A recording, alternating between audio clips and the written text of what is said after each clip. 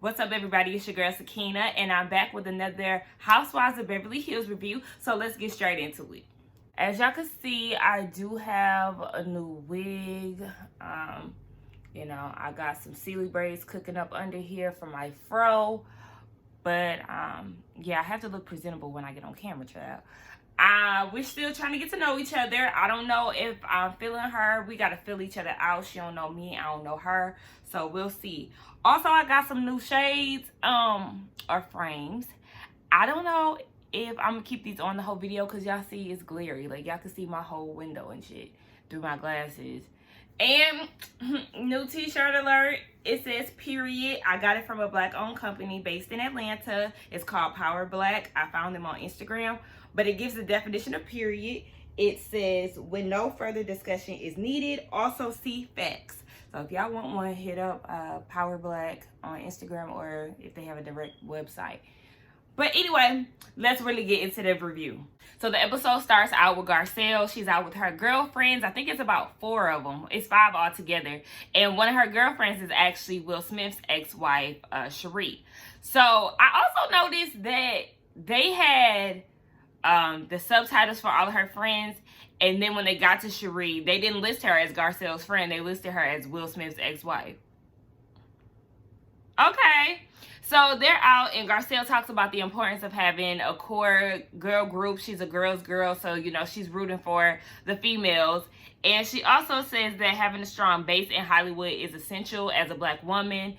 And they talk about that. So the producers asked her how the dating life is in Hollywood, and she says you have the bad boy men, and then you also have the man with insecurities. And I could really see dating a man in Hollywood would be very complicated. I could see a lot of men being insecure because they're all about image out there. So I don't know. I have to, go to the hood. I couldn't deal with no Hollywood nigga.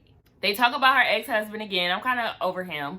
But they talk about him and how Cherie said her thing is if she was in Garcelle's situation, how not to hate him. And Garcelle can't hate him because of the love that her sons have for their father. So that's what she basically tries to keep in mind despite what he's done to her. They also mentioned that Garcelle used to date Will. And I thought that was kind of strange because it's like their reaction to it was as if they never heard it before, but these are your core friends and y'all been friends for so long. Maybe it was just production wanting that to be out there on the table, because I'm like, if y'all been friends for XYZ years, why would it be a surprise that you dated Will back in the day? I guess.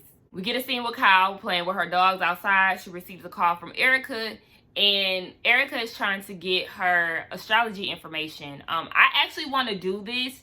It's where the astrologist or astrologer takes your information, when you were born, where, and what time. It basically gives you information in depth about your zodiac, your sun, rising, moon, and tells you more about yourself. I'm very into astrology, so I really want somebody to do that for me. But they're getting ready to do that later on in the episode. So then the conversation leads off into Denise and why she was acting so aggressive at the dinner that they had after the fashion release party. So Kyle's whole thing is she's real confused as to why Denise is acting like this towards her. And I'm like, sis, you don't like her. Kyle, you don't like Denise, so I'm not understanding why you're so confused as to why Denise has this kind of attitude with you. It's not like you like her anyway, so why do you care? You really talking shit behind her back, so okay. Of course, Kyle says she feels attacked, and she was like, she was coming at me. She was all in my face. And they were sitting across from each other. But you acting like she rolled up on you and came around the table. Like, this whole victim thing that Kyle is playing is really played out. But they started to talk about how Erica was saying that Denise is upset with her about the threesome comments. And Kyle's whole thing is, she's trying to act like she's this, Mother Teresa. And at the same time, she was the one offering up the information about her husband getting happy endings. Maybe this is just, her overcompensating so she can just have this perfect image of a parent. I'm like, I don't think she's necessarily doing that. I just feel like Denise doesn't want her kids to hear all of that. There is a place and time for everything. Like I said, those kids should have been further away from the table, or maybe in the house away from them, because they are ultimately shooting a show. So maybe they should have just been away. But truth be told, if they were talking about that in front of little Portia, Kyle wouldn't like it. I'm pretty sure she would not like her kid hearing about threesomes, giving head, and penises and vaginas. Speaking of Denise, we get a scene with her and her daughter. She's getting ready to go to homecoming. So they have a stylist come over to get her ready.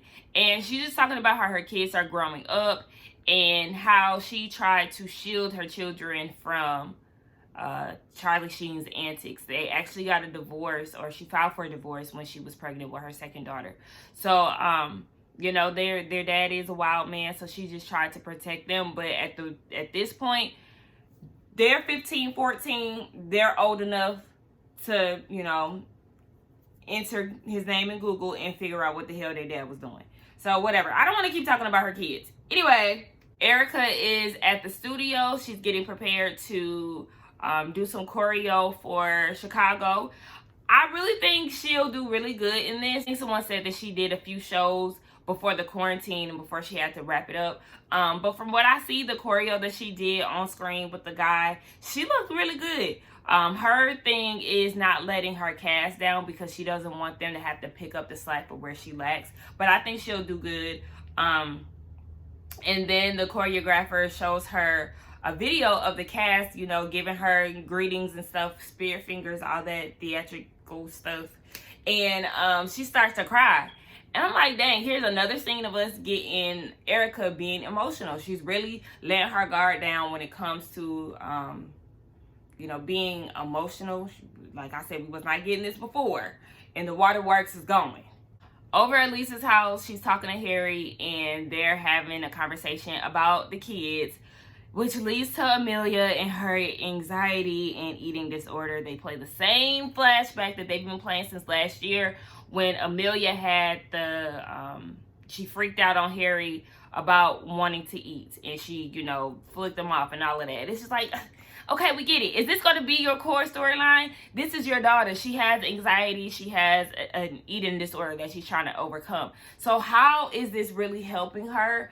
You would want to think that they would kind of keep this under wraps and, kind of just deal with this off camera.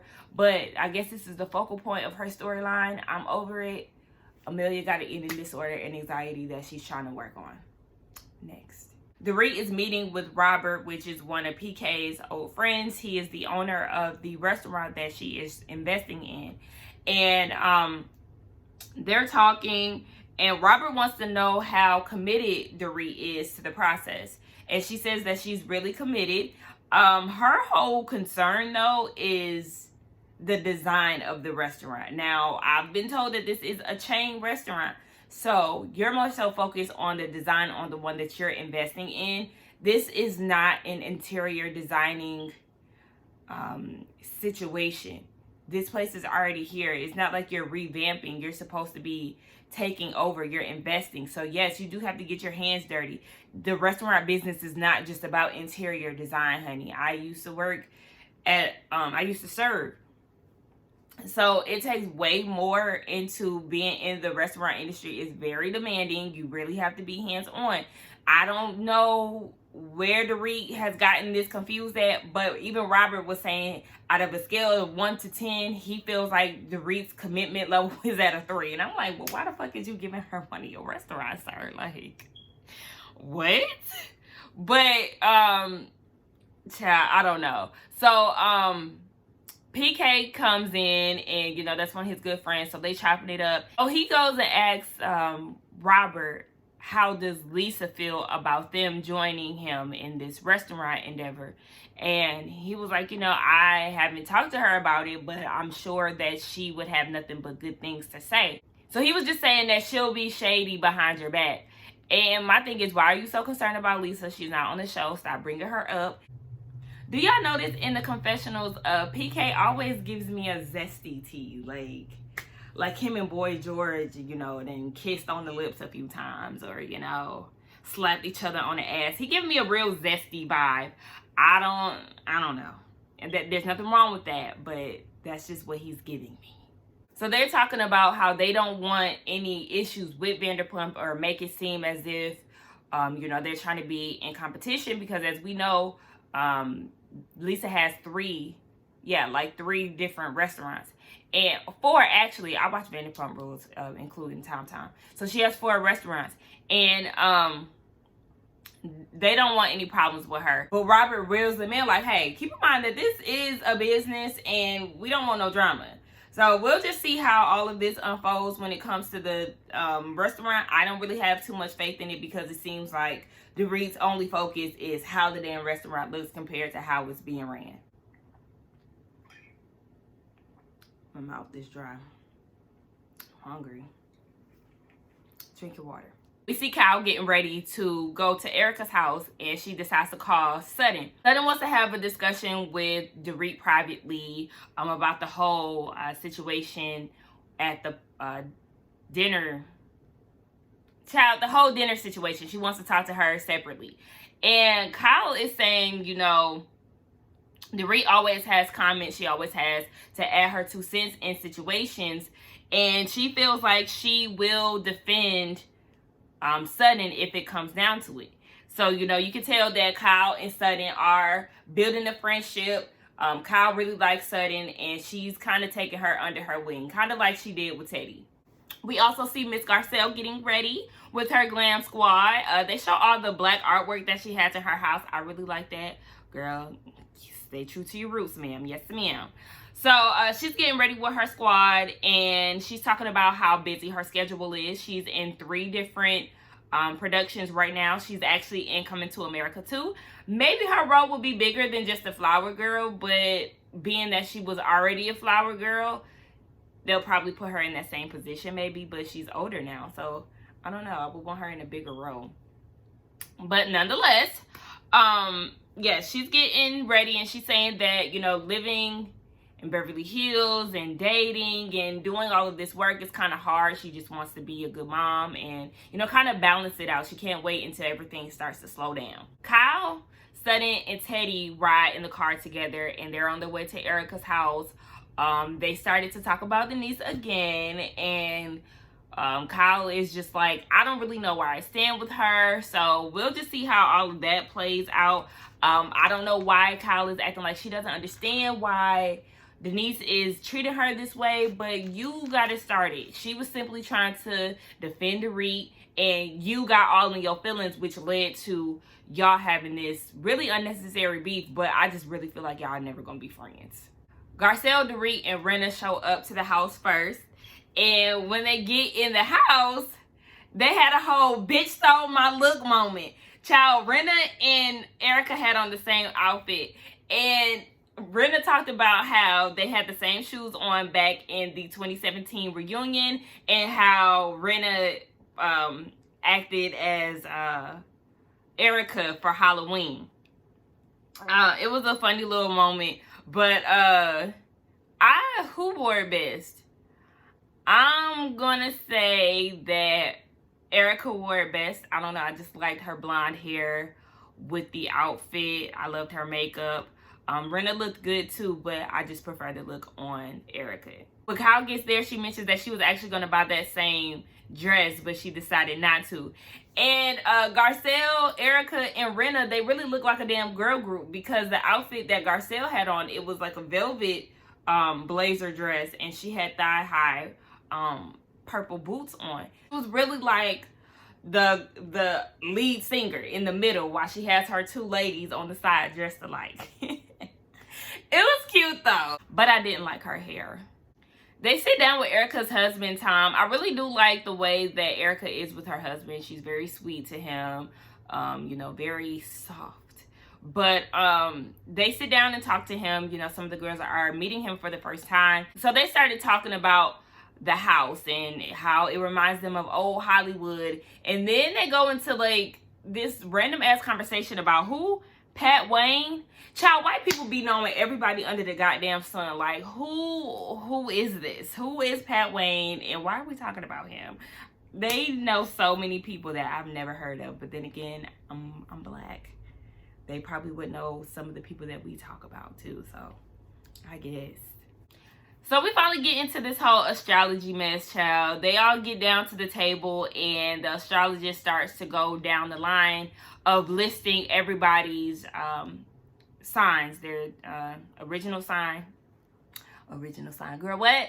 The sun sign, moon sign, and rising sign. So he starts to talk about those, and the first one in line is Erica. So Erica is a Cancer. He talks about how she's emotional, but at the same time she is an Aquarius moon, so she's very logical. And they did a flashback of when Teddy said that she had caught amnesia, trying to act like she didn't remember a situation, and Erica checked the hell out of her like, don't play me. We get to Kyle. Kyle is a Capricorn with a Libra moon and a Leo rising. So her whole situation is consistency. She's also very practical and honest. And he said that she gets really worked up when people are being treated unfairly. And they did a flashback of a few days ago when Sudden and Dorit were going back and forth about the her flipping out. So then Dorit's ass goes and whispers in Kyle's ear, like, you know, he was spot on until he said that you're fair. Like, Dorit, shut up, get out of your feelings, and shut the hell up. Most importantly, nobody was even asking you. Her commentary through this episode was really getting on my nerves, but we'll talk about that in a minute. They talk about Denise and how she's complicated. She's an Aquarius, so she's friendly, but she also has a Scorpio moon. I have a Scorpio moon. The Scorpio moon, you know, she's very loving, but she also has a hitting side. He said when it all comes to it, she will have the most to reveal. And, you know, she agreed to that and said that, you know, she'll smile in your face if she has an enemy, but all the while she's really calculating on your downfall. And Kyle in her confession was like, you know, last time I talked to her, we weren't having a good situation, so I wonder what she got planned for me. And Denise said that, you know, she never plotted on anybody yet. That was the key word, catch. Kyle, she coming for you. Brenna is a Gemini. People know where they stand with her. And if she's feeling some type of way about something, you'll know it. She can't help it. If she got something to say, damn it, you gonna hear it. And, you know, she agreed to that. She labels it as a gift and a curse. But y'all can understand those gifts and a curse. They're really complicated situations. Miss Garcelle is a Sag, which is my rising, and they just want to have fun. She's very clear on what she believes when it comes to right and wrong, and she said, just don't wrong me, bitch. Stay clear. We get to Dorit. She's a Cancer. All she cares about is how she feels. So, it's hard to reel her in when it comes down to a meltdown. She just wants to know if you're really going to be there to, you know, make her feel better. Sutton is a Virgo. She's the teenage sign. She's very opinionated, as we've seen for the previous episodes. Very opinionated and sometimes loud and wrong when it comes down to the fashions. But yeah, she's opinionated, and she also takes things personally when it's not needed. I was a little confused on this part because he said they are. He used the word they when he said that they take things personally when not needed, because they used a flashback of when she said that Teddy was boring. But was he talking about the people's reaction? Because she said what she said about Teddy, but then she also said, but now you're interesting. I thought that you were boring at first, but now I feel like you're a very interesting person. So I don't know. Y'all help me decipher that down in the comments. So Teddy is a Cancer. And actually, her moon sign is a Cancer as well. She feels safer with people that she has a deep connection with. And she's inclined to energy that she's comfortable with. So, of course, everybody looks around and they're like, oh, okay, is that Kyle? Is that the reason why she feels that way? And he said, yes, she feels more connected with earth signs, which is Kyle, because she is a Capricorn. So this leads up to everybody, you know, talking about the whole package deal situation.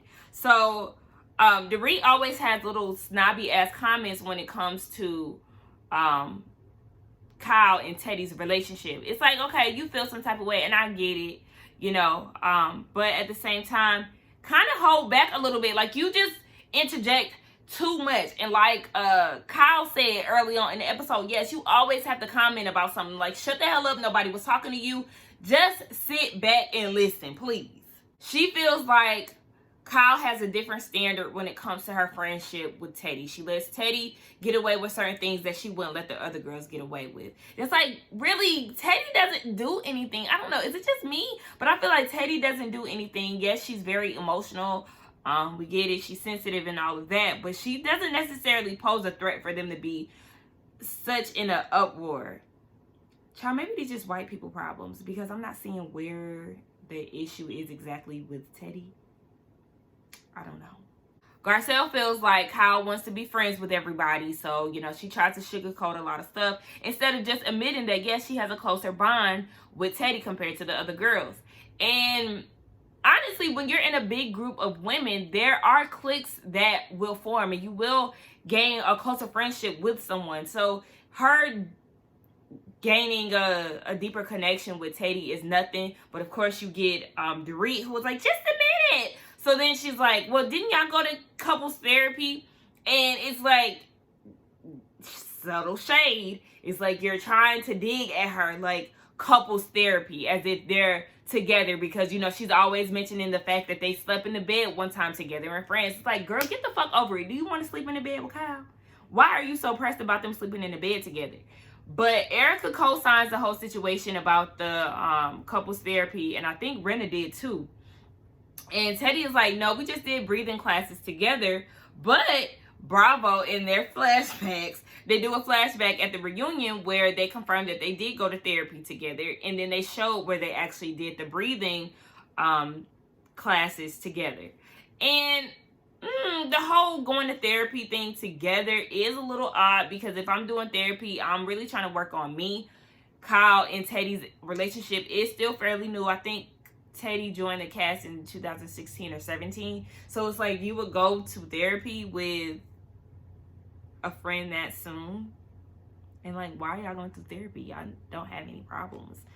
It's a little weird. It's a little weird. I asked the astrologist to step in, like, what sign does this? Like, why is Dorit acting like this? And he says that the best thing to do is to discover why the person feels the way that they feel. And he asked Dorit, like, what's the issue? And Dorit doesn't want to answer it because she said that she's already told Kyle what the problem is. I'm guessing the issue is the whole putting Teddy on a pedestal compared to the other girls. I don't know, because her ass never said. So Sutton asks the question that we're all thinking, why the hell does anybody care? And Dorit is like, we ain't even got to our issues yet, homie. Slow your roll. And they start to get into their thing despite them wanting to hold off and wait on that conversation. Sutton says that she liked Dorit, but when she said the announcement thing, she doesn't like how Dorit went about it. So Dorit started to try to justify her dramatics, and it's like, no, you did the most. Lisa interjects and was like, but that was my kid's event. And Kyle was like, hold on, wait, it didn't even happen, Brenda. So let's not even put on and act like anything happened. And I sided with Kyle on this. Do not go and act as if something happened, because it didn't. You're getting upset for no reason. And she had every right to actually defend Sutton, because the way that they were coming at her, it was unnecessary. Nothing happened. She did not go off. She did not ruin the event. Y'all are going off about a whole bunch of nothing. So pipe down. Sutton feels like the girls really have no interest in getting to know her, outside of Kyle. Garcelle jumps in and says that she feels the same way. She feels like, hey, I'm over here and nobody is really interested. I don't know if basically it's an intimidation thing, because I am the girl, the queen in the building, okay? But I don't know what it is. But Kyle, I feel like I talked to you and you just glossed right over me, honey. And she feels like the whole situation with her and Kyle is very surface based. Kyle will give her pleasantries. Oh my gosh, you look nice. You have a nice handbag. Really flat.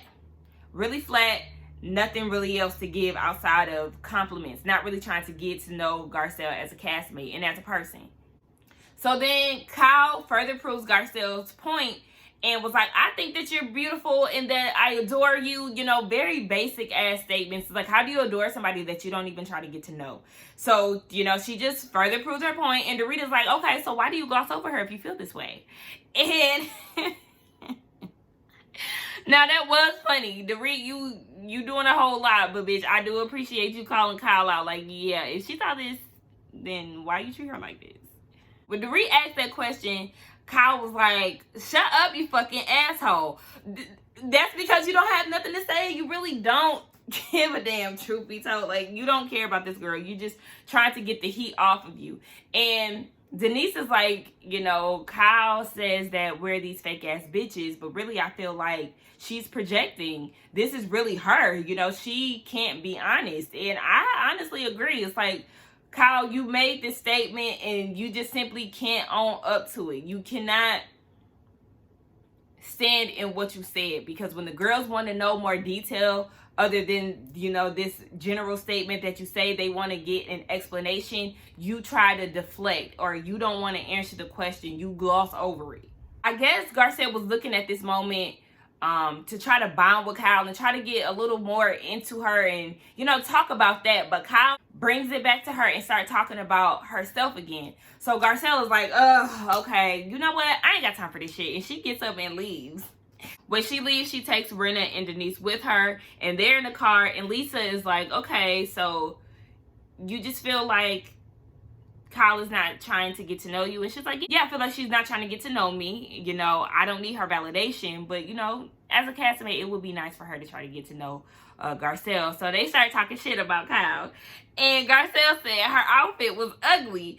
And I agree, because when she stepped out and asked Mauricio how she looked, I was like a damn fool. That skirt is too short. That shirt was too baggy, so it made you look top heavy and real slim on the bottom.